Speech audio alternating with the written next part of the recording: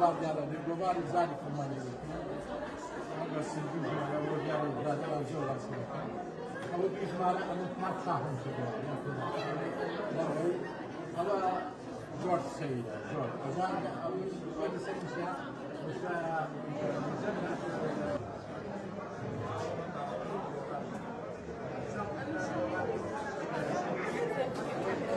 ئەمڕۆ 126 ساڵ تێدەپەڕی بەسەر دەرچوونی یەکەمین ڕۆژنامەی کوردستان یان یەکەمین ڕۆژنامەی کورد بە ناوی کوردستان کە لەلایەن میقداد مەتعەد بەدرخانەوە لە قاهیرە دەرچوو.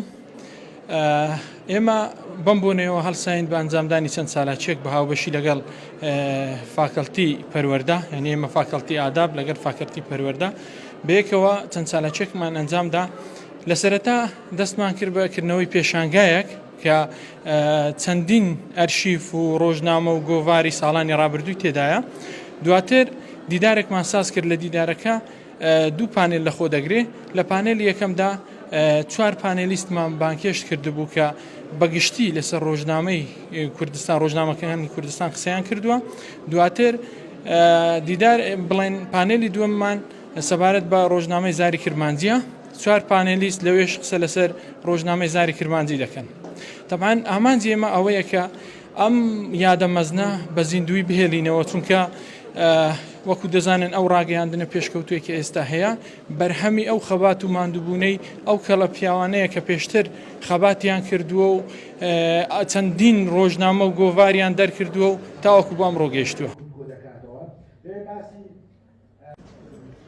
پانێڵی دووەم لەژێر ناونیشانی زاری کرمانجی و ڕۆڵی لە بزاوتی ڕۆژنامەگەری کوردیدا داوا لە بەڕێوەبەری پانێڵ دکتۆرە کوردستان دەکەین فەرمێت بۆ بەڕێوەبردننی پانێڵەکەی. بۆیە لە هەڵبژاردننی هەر وشەیەک لە هەڵبژارد هیچ گرنگێک بەڕاهەندە دەرونیەکان نەدەکات. لە پانێڵی دووەم لە زانکۆی سۆران کە دیایتە باس لە خودی ڕۆژنامەی زاری کرمانجیەکەین بە تایبەتی کەسایەتی حوسێن عەزیز موکریانی کەوا ڕۆڵێکی گرنگی هەبووە لە هێنانەوەکایەی کاری ڕۆژنامەکاری کە ئەتوانین بڵێن وەک هەوێنی ڕۆژنامەگەری کوردی دانرێت لە سەرەتای سەدەی ڕابردوو کەوا ڕۆڵێکی گرنگی جێراوە وهروەها پێکەیەکی تایبەتی هەیە لە جێگای خۆیدا. ژیانی باشکەس لەم پانێڵە کە لە پانێڵە دووەم حوسێن عەزیز موکریانی ڕۆڵ و دەچێتە سەر کارامەیەکانی و هەروەها تیش دەخرێتە سەر لایەنی زیاتر زاری کرمانجی ئەو مۆڵەتەی کە پێی دراوە و هەروەها ئەو ئاڵنگاریانێکی بوو کە تووشی حوسێن عەزیز موکریانی بوو و هەروە ئەو کێشە و گرفتانێک کەچی بوو کە لەم ماوەیە تووشی بوو و هەروەها لەم پانێڵەدا کە ئێمە دیارە باسەکەین کە باسکردن لەوەی حوسێن عەزیز موکریانی چ ڕۆڵێکی هەبوو لە هێنانی چاپخانە و هەروەها باس لە خودی ماڵی حوسێن عەزیز موکریانیەکەین کەەوە بۆچی پاراوێز خراوە و هەروەها چی بکرێ بۆی نەکرێتە پاراوێز خستن دووبارە هەوڵدێ بۆ نۆژەنکردنەوەی ئەم کایە.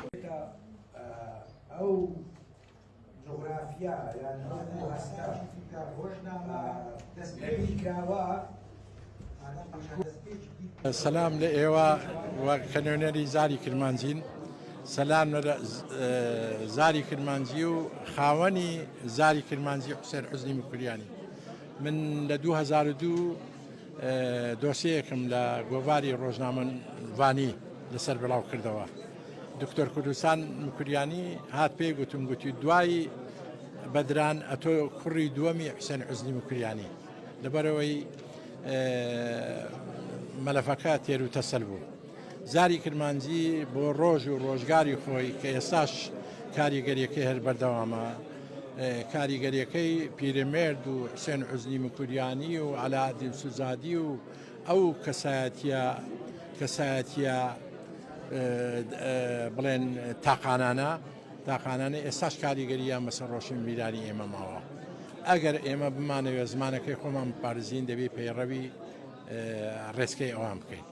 زاری کرمانجیش بەداخەوە بۆ دوایە کە بە شێوەی ڕۆژنامەی وەرگرت و سەرەتا زۆر بەڕێکوپێکی دەستم دەکەوت لە بازار هەبوو بۆ دوایە نازانم تا چەند بەردەوام بۆ چەند ژمارەی دەرچەوە بی.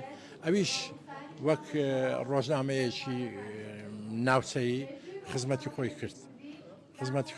مێدەوارم لە کاتێکی گونجاودا بتوانم ئەو ژمارانە پەیدا بکەم و لەبەردەستم هەبووی بۆی ئەرشیف کرێ و ملەتەکەم بینێتەوە. ئەو دیاردەیە زۆر سەرنجێش و تایبەتە باسیەکەی بەم پێوانیە زۆر کەس نازانم یانی من ئاگامێنیە لێکۆنەوە توێژینەوە و زاری کرمانجی بابەتی سەرنج باس لە خودی کارەمەریە سەرڕای هەموو ئەو گۆڕانکاریانێکم بۆ هاتوونەتەکایەوە بەبێ هەوڵ بدەین ڕاهەندی تیۆریزەکردن و داڕشتن و چوارچێوەدارکردنی تیۆری